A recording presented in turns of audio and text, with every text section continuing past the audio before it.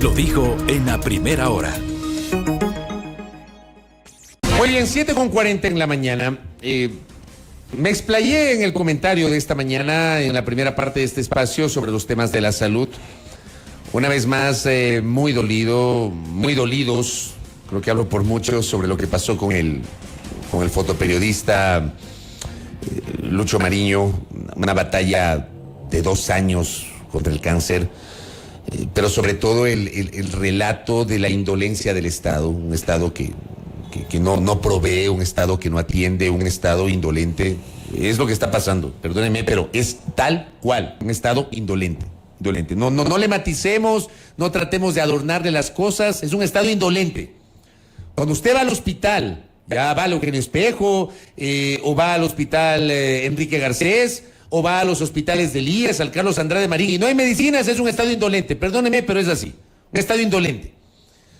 Y así como hay gente que tiene recursos para hacerse atender con la salud privada, el común de los ecuatorianos no tiene esos recursos y necesita la atención pública. El tema es que hemos llegado a un punto, Belkis, amigos y amigas, en el que hay pacientes y sus familiares que tienen que recurrir a la justicia con recursos jurídicos, acciones de protección. Hay gente que ha tenido que acudir a la Comisión Interamericana de los Derechos Humanos para que el Estado ecuatoriano cumpla con un derecho consagrado de la Constitución. De que se garanticen sus derechos. Entonces no tiene sentido, eso dice la Constitución. Bueno, Carolina Cantuña está con nosotros, ella es presidenta de la Fundación PIDE. Y entremos en materia justamente sobre aquello, Carolina, bienvenida, qué gusto recibirla aquí en nuestra cabina, sobre el hecho de que hay dificultades para acceder a medicamentos y toca acudir a la justicia. Bienvenida, ¿cómo le va? Muchas gracias por el espacio. Sí, en efecto, es bastante complejo el tema para los pacientes, sobre todo con distintas patologías. En este caso, a quien represento es a los pacientes con inmunodeficiencia primaria a nivel nacional. Hemos llegado... Perdón, ¿qué es? Exacto. Me leíste la mente, Belkis, me leíste la mente. Se escucha, uno cree que es cualquier otra patología simple, pero no, es una patología bastante compleja, es un trastorno genético del sistema inmune que abarca muchos problemas en cuanto a infecciones recurrentes que pueden llegar a ser mortales. Existen alrededor de 480 tipos de inmunodeficiencias primarias, unos más crónicos que otros, y esto pues nos hace llegar a varios ámbitos en cuanto a salud, ¿no? Buscar atención clínica, buscar atención especializada y sobre todo diagnósticos oportunos. Porque quienes padecen de esta patología nacen sin algunas defensas inmunitarias en el cuerpo. Así es. Nacen sin defensas, se les conoce a los niños, los casos más crónicos se los conoce como niños burbuja.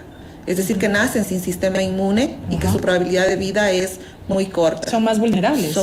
Sí. Claro, porque no tienen sistema, no tienen sistema para defenderse, claro, no tienen defensas. Y en el otro caso está los pacientes que requieren de inmunoglobulina humana normal, que es un tratamiento de sustitución, porque no producen suficientes anticuerpos o los que producen no trabajan como deberían, causando la inmunodeficiencia. Y en este contexto, y en el caso puntual a este grupo al que usted representa, ¿qué es lo que ha sucedido? ¿Por qué han debido recurrir a la justicia? Bueno, en realidad esto ha sido una intermitencia. Desde hace varios años que seguimos trabajando en este activismo con respecto a esta patología, con la difusión, buscando que llegue a oídos de los tomadores de decisiones, en este caso en nuestro país. Nos hemos dado cuenta, como les digo, que estamos divididos en varios puntos, ¿no? Los requerimientos en cuanto a salud, en cuanto a diagnóstico, a tratamiento, a especialistas, a áreas de especialización en inmunología, que el Ministerio de Salud no cuenta en ningún hospital del país. Es decir, que el Ministerio de Salud Pública muy rara vez da diagnósticos de esta patología y se pierden o se mueren los pacientes subdiagnosticados. En el caso del IES hay hospitales puntuales que cuentan con los especialistas que atienden a los pacientes, pero que no proveen de forma regular el tratamiento. Me imagino que el Carlos Andrade Marín tiene especialistas, por ejemplo. Sí, tiene especialistas, sin embargo, ahí en cuanto a pandemia y demás, estuvimos 2 años sin tratamiento.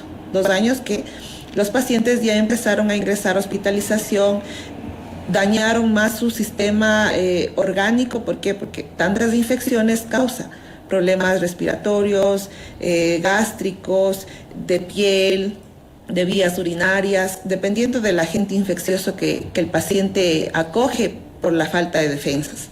Entonces, es bastante complejo. Nosotros lo representamos a nivel nacional, hospitales de Guayaquil, como el Teodoro Maldonado Carbo, el Hospital de los Ceibos, no cuentan con el tratamiento. Tenemos pacientes ahí de nuestros asociados, por supuesto, pero no cuentan con tratamiento. Enviamos notas, enviamos solicitudes como un ente jurídico, porque somos ya un ente jurídico como organización, aprobadas por el Ministerio de Salud Pública. Y no hay respuesta, no hay eco, no hay interés para los pacientes con esta patología. Igual en Cuenca llevamos la acción de protección. En Cuenca somos alrededor de 47 pacientes con esta patología. Sin embargo, por diversas razones y criterios propios, 23 son los que han accedido para la acción de protección, que ganamos el 13 de mayo. ¿Y de esa fecha para acá? De esa fecha para acá no ha pasado nada. En la acción de protección por orden judicial se dictamina que requieren de 15 días para hacer la compra del medicamento y entregar a los pacientes en el stock de farmacia. No ha pasado. Seguimos a la espera. Hemos tenido reuniones con los directores del Hospital José Carrasco Arteaga. ¿Qué les han dicho? Que el proceso está, que han hecho la aprobación de medicamentos, que el IES declaró en estado de emergencia, que han solicitado, que la Coordinación Nacional de Farmacia ha aprobado la compra del medicamento para 15 meses, que está evaluado, pero que la Coordinación Nacional Financiera no entrega los fondos para la compra y que ellos tampoco pueden hacer nada si no tienen los recursos. Entonces yo me pregunto qué es lo que está pasando, porque esta situación no solamente pasa con PIDE, sino con otras organizaciones de enfermedades raras, huérfanas, que también han ganado acciones de protección, por ejemplo en Guayaquil, y están en ese cuello de botella en la Coordinación Nacional Financiera del IES. Nosotros como PIDE solicitamos una audiencia con quien está a cargo de esta coordinación, solicitamos también una audiencia con quien está a cargo ahora del IES General Central, para saber qué es lo que está pasando, porque no podemos entender que a estas alturas, una vez ganada una acción de protección, no se haga caso a la ley, pese a que nosotros... No se da cumplimiento, pese a que nosotros somos individuos, seres humanos y ciudadanos ecuatorianos, que tenemos derecho a la vida y que se está vulnerando. Bueno, eso dice la Constitución, ¿no? Así es, tenemos derecho a la salud y se está vulnerando. Tenemos niños que no pueden ir a educarse ya de forma presencial porque no tienen su tratamiento. ¿En qué momento deciden ustedes echar mano de la acción de protección? En el momento en el que ya no tuvimos más oído, porque nos reunimos... Pero eso le iba a preguntar, ¿cuántas veces lo intentaron y qué nomás hicieron para llegar a la conclusión de que, bueno, no nos escuchan, no nos toman en cuenta, vamos a la justicia? ¿Y con quiénes se reunieron? Nosotros hemos incluso llegado a reunirnos con la ex ministra de Salud para contarles sobre nuestras necesidades y requerimientos, a ese punto, al punto de solicitar audiencia con el señor presidente y no ser escuchados. A ese ¿Ustedes punto, hablaron con la doctora Garzón o no? Así es. Nosotros como organización... ¿Se reunieron con ella? Nos reunimos. ¿Y qué dijo la entonces ministra? Que iba a trabajar, que... Lo de siempre, lo que nosotros decimos, que armemos mesas de trabajo, y cuando armamos mesas de trabajo se queda ahí. No pasa nada. Son promesas incumplidas. ¿Pero se armaron o no mesas de trabajo? ¿O no? No, al final no. No se armaron. No se armaron mesas de trabajo. O sea, hubo el ofrecimiento de armar mesas de trabajo, pero no se armaron. No se armó. Así es. Entonces, los pacientes no pueden esperar. No, pues no hay cómo. Con esta cronicidad, con esta patología tan complicada, no podemos esperar a que alguien se digne, que pasen los meses. En ese periodo de meses los pacientes se mueren en los hospitales sin insumos. Yo personalmente hace como 2 meses y medio tuve neumonía, cuando la ministra decía que los hospitales están abastecidos, los hospitales están se está haciendo las compras de insumos. Yo estuve con neumonía, estuve hospitalizada y tuve que comprar todos los insumos. Incluso... Me imagino que pensó que era COVID en el momento que le dio. No, me hicieron todos los análisis y era influenza. Ah, correcto. Y ahí yo le quería consultar, ¿cuánto puede representar en lo económico el tratamiento para este tipo de patología? Es bastante costoso. Una persona de mi contextura, de mi tamaño, requiere alrededor de 30 gramos de inmunoglobulina humana normal por vida. Cada frasquito de 10 gramos está en precio PVP en $1,800. Entonces vamos sumando. Sumemos también la atención A ver, clínica. perdón un ratito. Usted necesita 30 gramos. Así es. ¿Cada qué tiempo? 30? Cada mes. Cada mes 30 gramos. Cada frasco de 10 gramos cuesta 1,800. Así es. Qué bárbaro.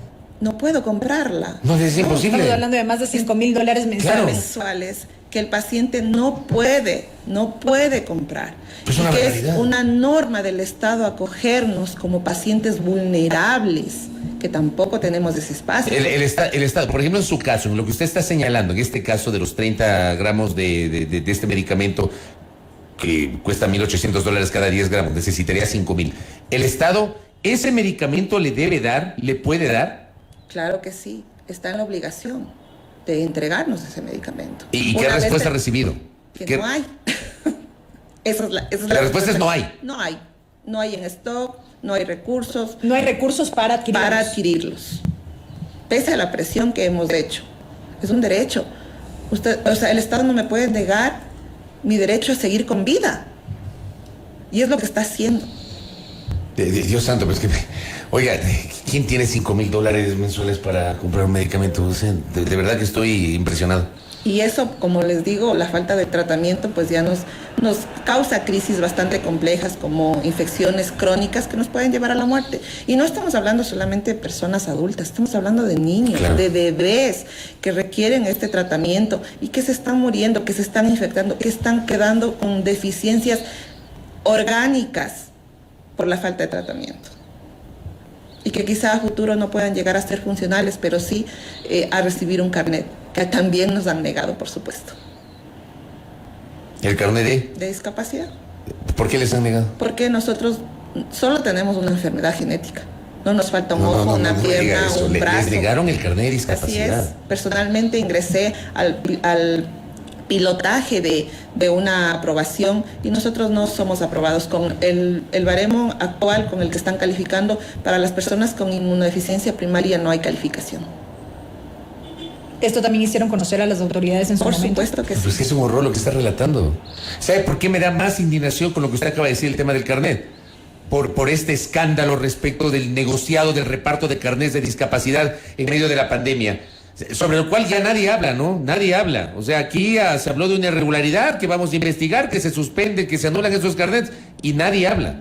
Y en cambio usted nos está contando una experiencia de vida a la cual le negaron el carnet teniendo la posibilidad de justificar justamente el acceso a ese carnet. Así es. ¿Por qué? Porque no entramos en los parámetros de calificación y porque yo siempre he dicho, nosotros los pacientes con las distintas patologías, enfermedades raras, huérfanas, catastróficas, discapacidades, trasplantados, requerimos de atención prioritaria. Jamás vamos a ver más allá de eso. No vamos a ver los beneficios supuestos que nos entrega este documento, sino la atención prioritaria. Cómo un paciente tiene que ir y victimizarse una y otra vez cada vez que ingresa a hospitalización informando qué es lo que le pasa, porque visualmente no tiene ninguna falta de miembro o de alguna situación mucho más compleja. Además de esta acción de protección que entiendo la han ganado, ¿algún otro paso en lo jurídico que dar para encontrar una salida, una solución? Bueno, el siguiente paso es la destitución.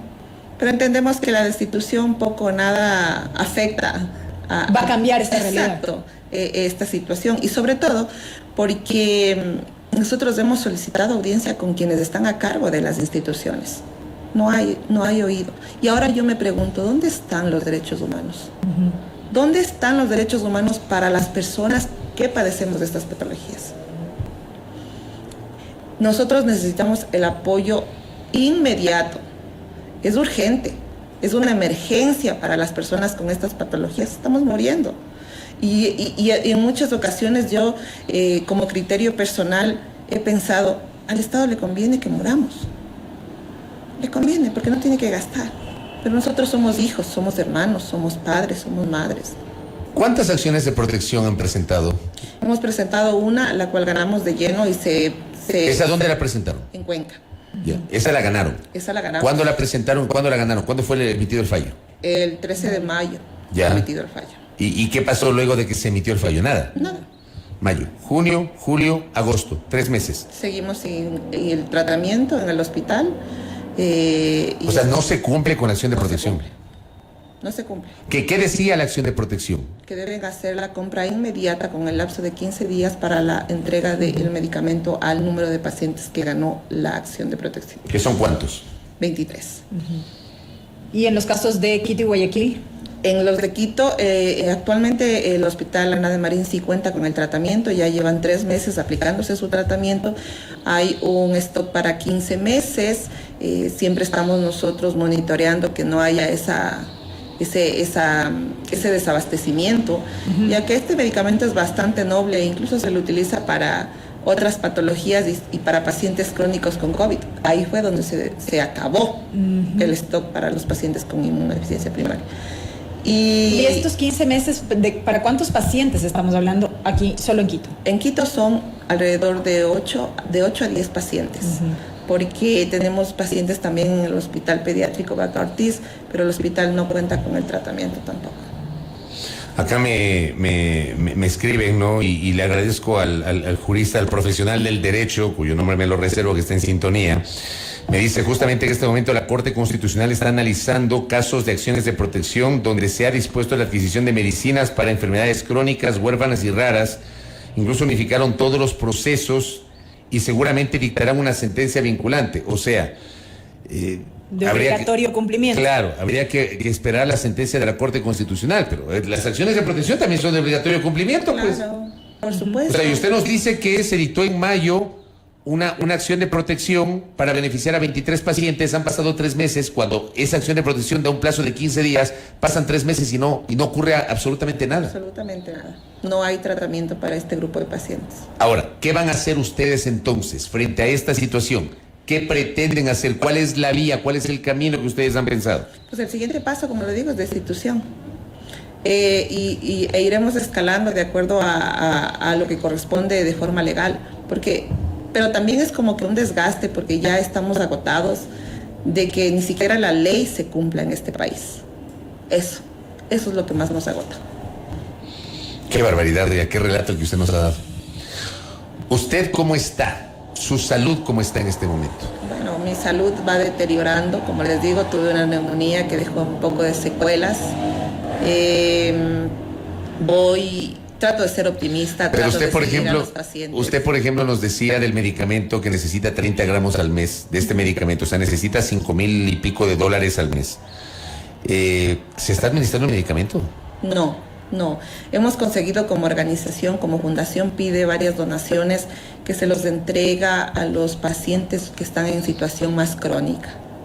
Si cumplo los parámetros de situación crónica, podría acceder. No por ser presidente de la organización voy a beneficiarme de los productos, sino que se los entrega generalmente a los niños y a los pacientes que ya llegan a cuadros crónicos, que ya están hospitalizados, que ya requieren de atención mayor y sobre todo de alto número de antibióticos para poder curarse de la infección que esté presentando. Ahí vuelvo a lo que le preguntaba, porque usted me decía que necesita eso y no se lo está administrando.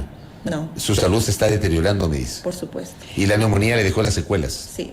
¿Qué tipo de secuelas le ha dejado la neumonía? Bueno, ahora estoy haciendo terapia de respiración. Hay un déficit pulmonar que debo superar. Mi problema no solo es pulmonar, sino también gastrointestinal, entonces eso sí me genera complicaciones. Y aparte, el diario vivir, ¿no? O sea, yo no puedo estar en un grupo de gente, yo no puedo compartir cosas. Podría decirse que tengo que vivir en mi burbuja, al menos hasta tener un tratamiento que me permita llevar una vida normal.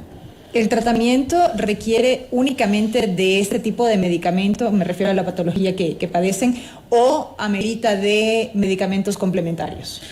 Generalmente, por la falta de diagnóstico oportuno, se requiere de medicamentos complementarios para las secuelas que dejan las infecciones, por obviamente el diagnóstico tardío y el tratamiento tardío. Pero con la inmunoglobulina humana normal, como tratamiento de sustitución se puede sobrellevar y en muchos de los casos mejoran las secuelas, en otros no, son irreversibles, pero estabiliza al paciente. de tal forma que puede llevar una vida normal y puede ser productivo para la sociedad.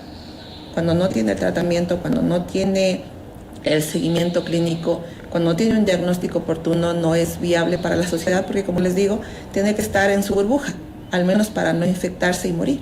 ¿Tienen una referencia quizá del número de pacientes que han fallecido debido a la falta de tratamiento? Eso nos preguntan por acá. En nuestra página web, www.fundacionpide.org.es, tenemos justamente un canal de homenaje póstumo para los niños que hemos perdido en el transcurso de estos años.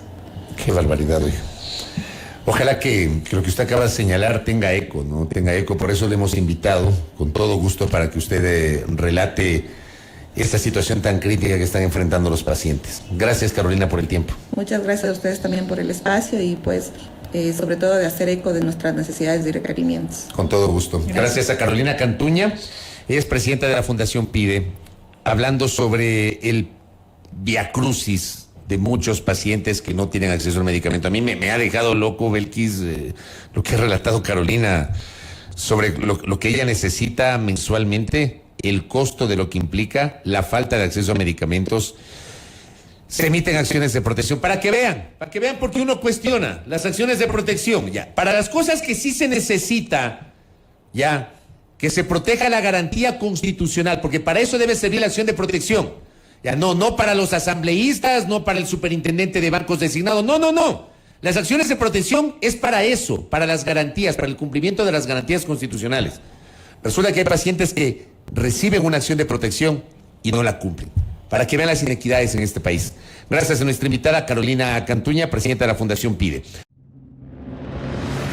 Primera plana, todas las noticias, todas las voces.